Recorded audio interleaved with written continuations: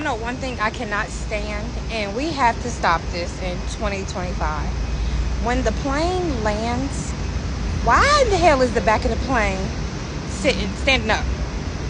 I just watched this girl try to take her bag down. Mind you, we're in the front, and a man comes barging past, almost knocking her over and her bag, because he's trying to get off the plane.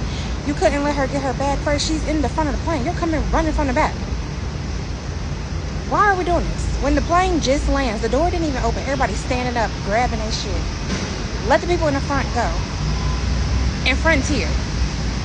Why was my flight $100, but my bag was $276? I flew to a location with the bags that I had, one personal item and one carry-on, and I paid for the carry-on. So when I came home, I had to pay for 2 carry-ons, and then of course, right there, the ticket counter is $99. And I'm telling the man, like, hey, I flew with these items.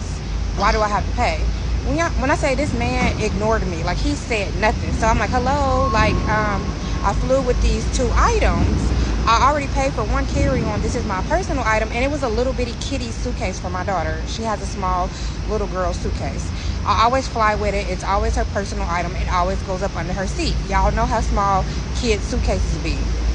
So I paid for it because at this point, I'm not about to be put on the no-fly list.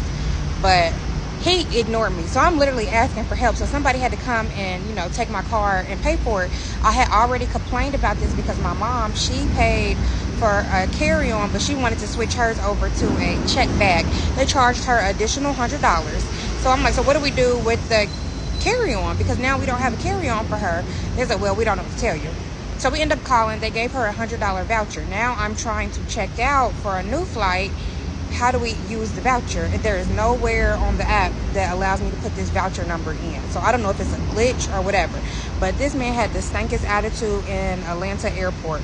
So then we get on the plane. Mind you, like I said, I paid for 2 carry-ons now for me and my daughter.